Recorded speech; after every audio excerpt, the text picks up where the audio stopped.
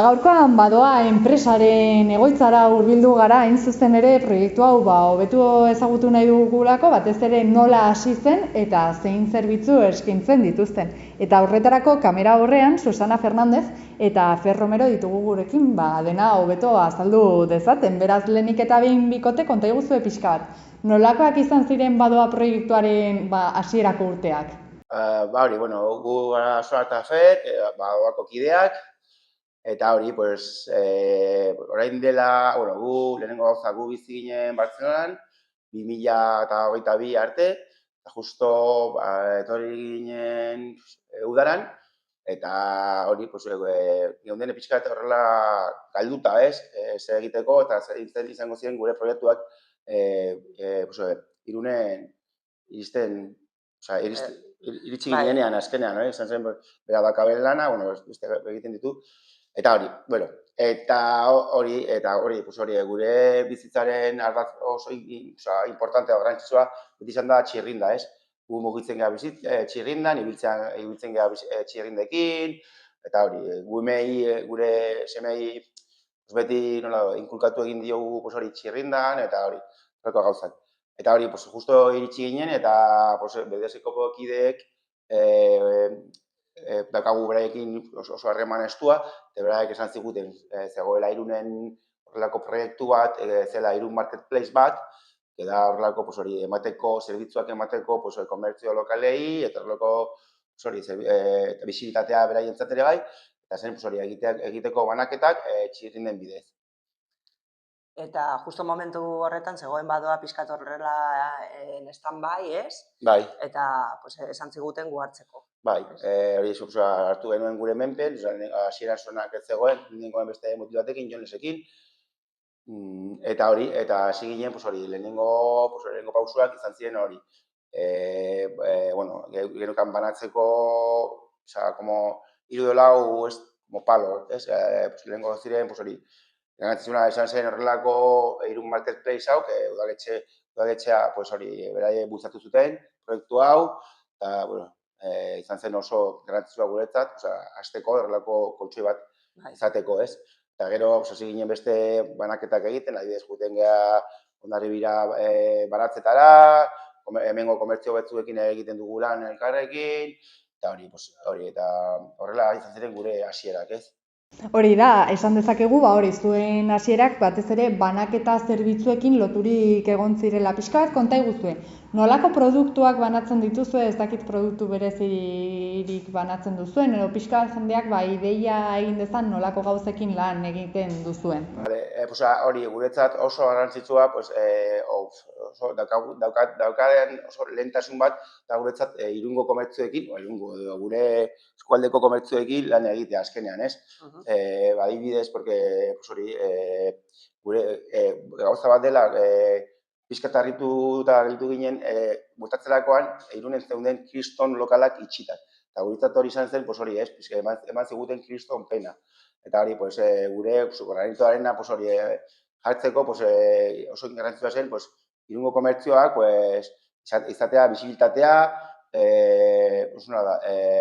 pixkat laguntzea guen artean, azkenan, ekonomi zirkularari mugitzea, ez?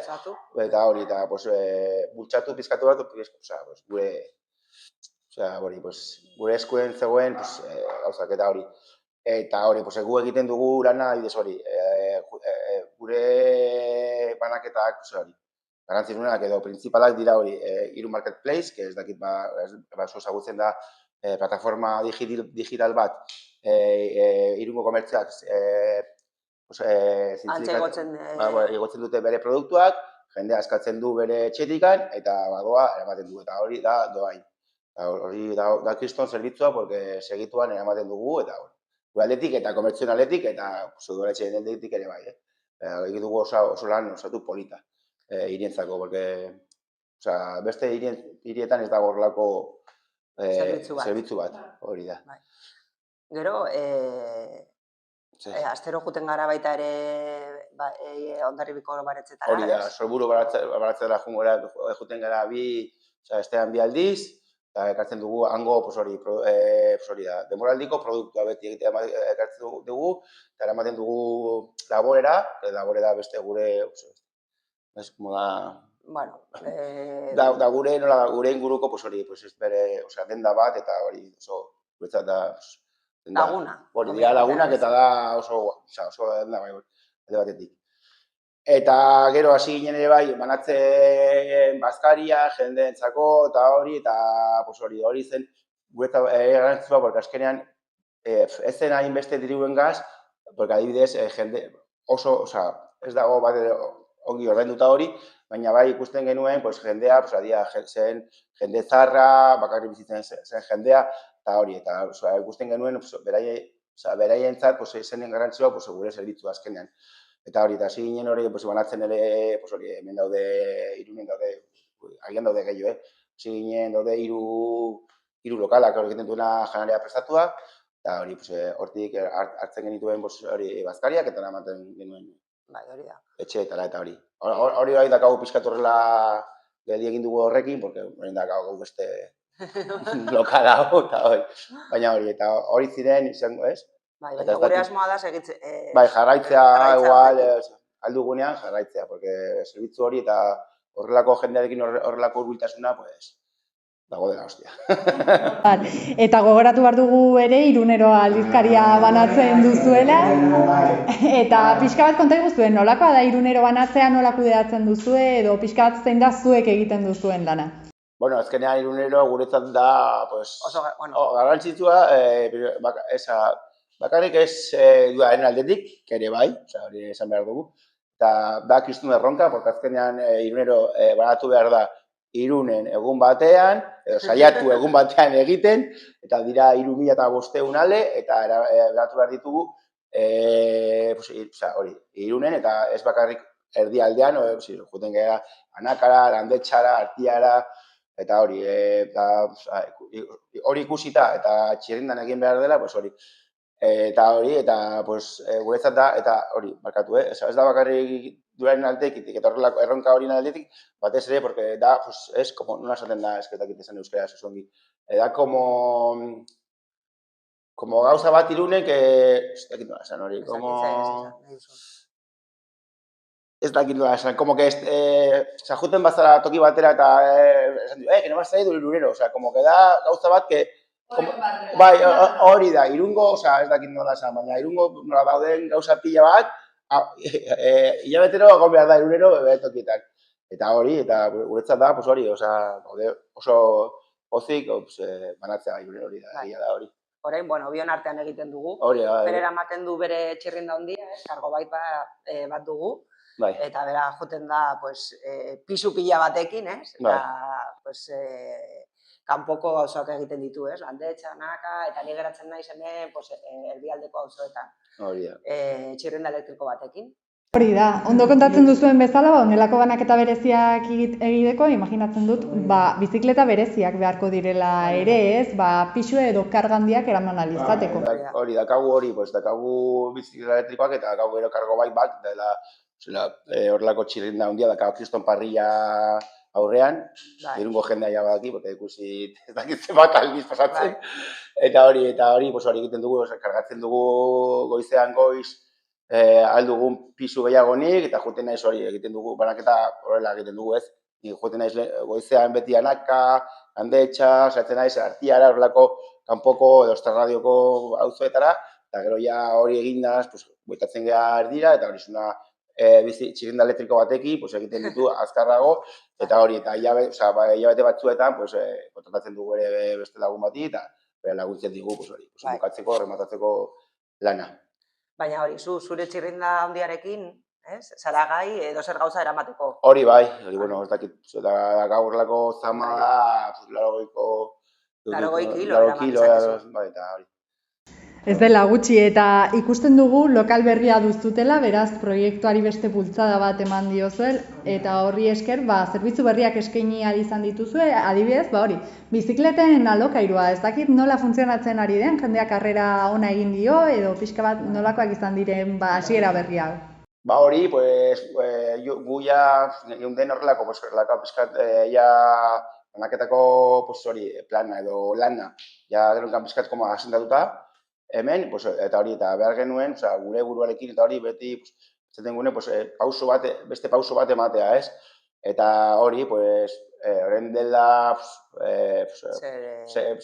bostia eta 6 hilabete, utxi gora bera, gauden hemen paseatzen, eta ikusi genuen lokal hau, eta beti ezagutzen dugu nortzen bere hori, nor da, bere jabea, porque dago alokauta, eta jarrikinen berarekin harremanetan, eta esan zidan, nahi behar zute, alokotuko dizkut. Eta hori, eta ja beste lokala, genuen lokal bat zegoela, hori, beste jendearekin, eta gu ja behar genuen horrelako gure espazioa eta gure lokal propioa. Eta hori, eta ja, esan genuen, ja hartuko dugu lokal bat, eta hasiko gara alokatzen txirrindak. Gaude hemen, Santiagon, que dela horrelako bidegorriak ondoan, eta daukagu oso kokapena da ona, eta gure Irunda esaten dutela bizkat itxuzia, baina daukagu horrelako ingurunea da superpolita. Ingurunea da, eta hori, eta como esan dizute lehen, daukagu txirindarekin horrelako harremana, gaina genuen egin, txirindaren, nola da, esan, txirindan ikusten da Irunen, Euskal Herrian uste dut, ikusten dela horrelako dela kirol bat bezala. Eta nahi duguna da, irudi hori, pizkat, badakigu dela horrela, baina pizkat aldatzea, eta jendean mugitzea txirrindan Irunen, eta hori, aldarrikapen hori, egitea. Dixe galdetu behar nizuen, ez dakit zuek bizikletan adituak zaten aldetik, nola ikusten duzuen Irun edo oroar eskualdea bizikletaz mugitzeko, ondo egokitua dagoen, gauzak hobetu behar diren, edo pixka bat zuek horretan ibiltzen zaretenez, zein den zuen iritzia. Gu ez gara oso aditua, porque azkenean dago balaztak, bai da beste elkarte bat, baina gu ikusten duguna da, adibidez, Irun, Hondarribiko eta Hendaiako udaletxeak ari dira esportzu handi bat egiten, ez? Guk ez dakigu oso ongi, oso gaizki horrela egiten dute, baina ikusten dugu, ari dira saiatzen, ez? Gutxienez, ematen hori pizkat bizitatea egiten bidegorriak, jendea beti esaten duk Irunda pizkat zaila ibiltzeko txirrinda, porque dauka kriston maldak eta hori, baina gu bizigea hemen eta mugitzen beti txirrindekin. Saiatzen gara... Hori eta saiatzen gara hori jendeari animatzea eta horrelako gauzak eta ikusten dugu hori ez da Bartzona bat bezala, edo Sevilla bat bezala, que daukate kriston bidegorriak, baina, bueno... Eta eguzkia iaia egunero, hemen euria egiten du, Eta hori, baina hori, azkenean ez da aizaia, ez, edo txirrinda bat hartzea, eta jutea lanera juteko, erosketak egiteko, eta hori, eta gure laguen artean adibidez, pizkat txapa gara, eta familiarekin, eta hori, baina hori, ikusten dugula, dagoela, pizkat, jende hartzen dut txirrinda asko, baina ez urte osoan zehar, ez? Eguneroko gauzak egiteko, ez? Adibidez gu saiatzen gara gure semeak eramaten txirrindan eskolara, ez? Edo erosketak egin, adibidez. Saiatzen gara gure bizitza egitea txirrindekin, azkenean. Amaitzeko konta iguzue pixka, zeintzuk dira etorkizunera begira zuen helburuak, zein erronka dituzue, edo proiektu handiren bat buruan baduzue, zein da hori? Hori, hau adibidez da hori, dukagu, jasan dugu egiten dugu banaketaren lana, alokatzen ditugu txirrindak, eta bai, urrengo pausua ez dakit oso, daukagu buruan idei pila bat, baina azkenean, gustatuko ditzaigukegu biei, badoa izatea ez bakarrik ikustea jendeak negozio bat bezala. Ez, bakizu, izatea, hemen, un punto de reunión jendearentzako, etortzeko, hitz egiteko txirrindez, ez egin dezaket, nola jo naiteke, egiteko familiekin horrelako planak, bidaiak, edo txangoak, horrelako gauzak egitea familiekin. Familiekin, hori, como punto de... Punto de encuentro... Punto de encuentro, hori... Zola bizi horrelako gauza bat. Eta hori, ez dakigu oso zehatza nola egitea, baina uste gu dela. Hortan gaude orain, ez? Bai, hortan gaude. Hemen, badakigu oso alokatzeko, Irunera, azkenean, uraldearen gatik, da pizkat horrela como estazional, esaten duen den bezala, eta hori, orain, japusari gara pentsatzen, izango da gure horrengo pausua, hori, ahibidez jarretuko dugu fijo banaketekin, eta hori, gure, ez dakit nola esan, gure ametsa horrelako gauza bat da izatea, hori, badoa izatea, horrelako mu puntu horrion jendean entzak zein den, inguruan egeniz, hori da. Eta hori izango zen guretzat, hostia.